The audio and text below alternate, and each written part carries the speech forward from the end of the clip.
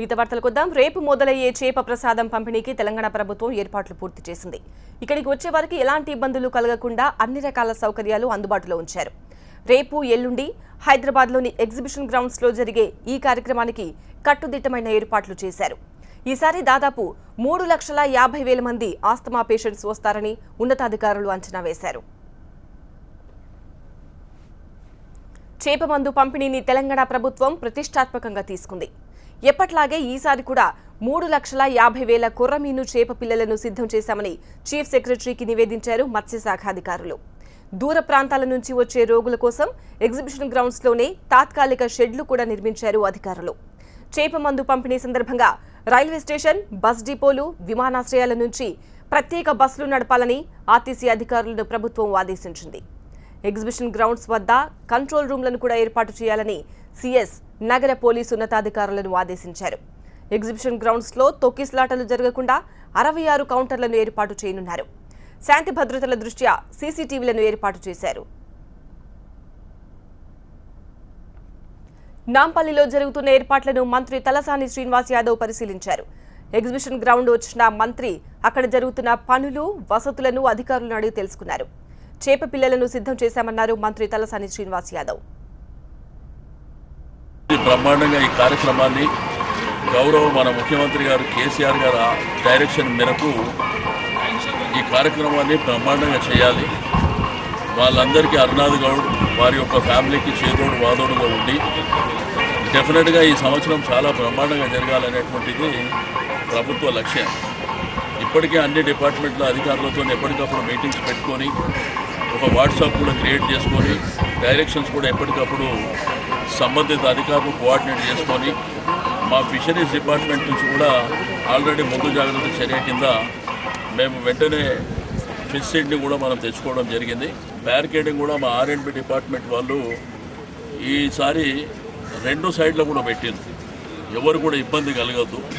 అయితే వచ్చే భక్తులు ప్రజలు కూడా తొక్కిసలాట జోలికి పోకుండా ఒక పద్ధతి ప్రకారం ఈ కార్యక్రమం జరుగుతుంది కాబట్టి డెఫినెట్గా ఆ దిశలోనే అందరూ ముందుకెళ్లాలని చెప్పి నేను ఈ సందర్భంగా తెలియజేస్తా ఉన్నాను. జీహెచ్ఎంసీ తరఫున 550 మంది ఉద్యోగులు, రెవెన్యూ శాఖ నుంచి 75 మంది, పోలీస్ శాఖ నుంచి 8 మంది ఏసీపీలు, 23 మంది ఇన్స్పెక్టర్లు, 57 మంది ఎస్ఐలు, 1000 మంది పోలీసులు బందోబస్తులో పాల్గొంటారు. ఒక ట్రాఫిక్ ఏసీపీ ఆధ్వర్యంలో 75 మంది సిబ్బంది ట్రాఫిక్ను పర్యవేక్షిస్తారు. మత్స్యశాఖ నుంచి 100 మంది సిబ్బంది అందుబాటులో ఉంటారు. గ్రౌండ్ మొత్తాన్ని పోలీసులు తమ ఆధీనంలోకి తీసుకున్నారు. డాగ్, బాంబ్ స్క్వాడ్లతో తనిఖీలు చేశారు. ప్రతి సంవత్సరం లాగానే యథావిధిగా ఈసారి కూడా మేము ఇక్కడ పకడ్బందీగా ఏర్పాట్లు చేయడం జరిగింది. మీరు చూస్తున్నట్టయితే ఇక్కడ ఫస్ట్ ఒక 16 క్యూ లైన్లు ఏర్పాటు చేసినాము. ఆ 16 క్యూ లైన్ల తర్వాత మళ్ళీ ఒక 32 క్యూ లైన్లు, ఒక 32 టోకన్ కౌంటర్లు ఏర్పాటు చేయడం జరిగింది. మాకు అసిస్టెన్స్ కోసము ఈ నిరంకారి సేవా సంస్థ వాళ్ళు కూడా వాళ్ళు ఒక 600 మంది, ఒక 300 మంది ఎన్సీసీ వాలంటీర్స్, ఎన్ఎస్ఎస్ వాలంటీర్స్ ఒక 100 మంది. తర్వాత ఈ ఫిష్ ప్రసాదం అంటే ఈ చేప ప్రసాదం పంపిణీ చేయడానికి మా లోకల్ మా బేగం బజార్ పోలీస్ స్టేషన్ పరిధిలో ఉన్నటువంటి ఓం నగర్, పటేల్ నగర్ వాస్తవ్యులను మేము వాళ్ళని కూడా ట్రైన్ చేయడం జరిగింది. వాళ్ళ సహాయం కూడా మేము ఇందుకోసం తీసుకుంటున్నాము.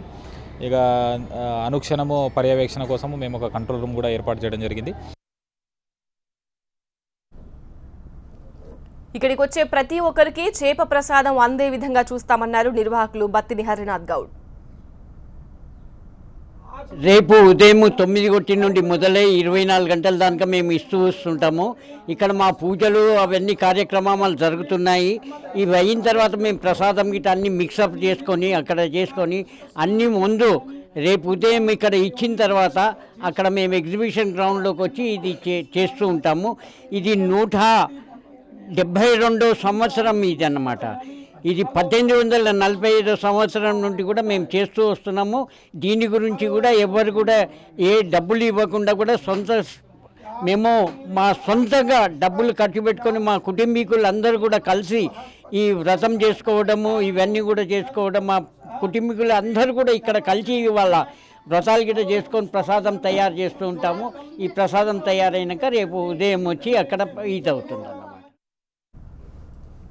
ఇప్పటికే ఎగ్జిబిషన్ గ్రౌండ్కు చేరుకున్నారు ఆస్తమా రోగులు. ఒకరోజు ముందుగానే గ్రౌండ్ రద్దీగా మారింది. రోగాన్ని తగ్గిస్తుందన్న నమ్మకంతోనే ఇక్కడికి వస్తున్నామంటున్నారు ఆస్తమా రోగులు.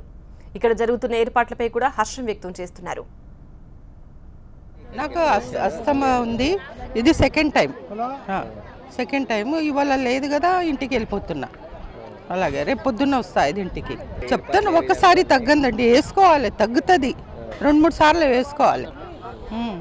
ఎక్కడి నుండి వచ్చిరమ్మా మీరు? నేను వైజాగ్, కానీ మా వాళ్ళు హైదరాబాద్లో ఉంటారు. ನಮಗೆ ಇಲ್ಲಿ ಔಷಧಿ ಕೊಡ್ತಾರಂತ ಅಸ್ತಮ ಬಗ್ಗೆ ಬಂದಿದ್ವಿ. ಒಳ್ಳೆ ಇದನ್ನು ಕೊಡ್ತಾರೆ ಅಂತಂದು ಹೇಳವ್ರೆ. ಇನ್ನೂ ನಾವು ಔಷಧಿ ತಗೊಂಡಿಲ್ಲ, ಈಗ ತಾವಕ್ಕೆ ಬಂದಿದ್ವಿ. तो अभी ये बच्चे को लेके आया, वो बहन को लेके आया साथ में, तो हमको एकदम आराम मिल गया, इसलिए हमने इधर इनको लाया. हम एक ही बार आए तो हमको आराम आया अभी. तो हमको अभी तो कुछ ज़रूरत नहीं, लेकिन वो लड़की को और बहन को है, इसलिए इनको दवा लेने के लिए आया. అటు మృగశిర కార్తె కావడంతో మార్కెట్లో చేపలకు డిమాండ్ పెరిగింది. మృగశిర కార్తె రోజు చేపలను తినాలన్న సంప్రదాయం ప్రచారంలో ఉండడంతో జనం ముందుగానే మార్కెట్లలో చేపల కొనుగోలుకు ఎగబడ్డారు. దీంతో చేపల మార్కెట్లు రద్దీగా మారాయి. చేపలు కొందామనుకుంటే పావు కిలో అర్ధ కిలోకి తక్కువ ఉంది, 600 రేట్ అంటున్నారు కిలోకు.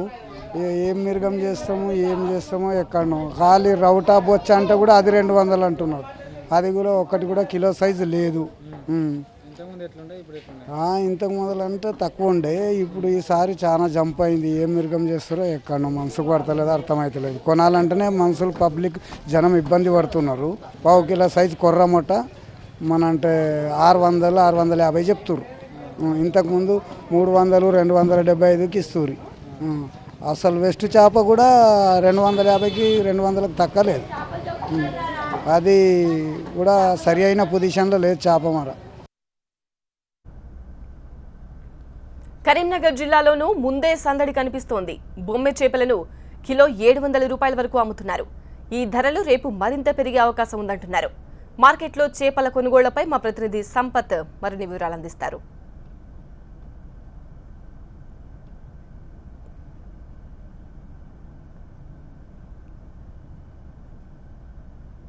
వస్తే నిజామాబాద్, కామారెడ్డి జిల్లాల్లోనూ చేపల మార్కెట్లు రద్దీగా మారాయి.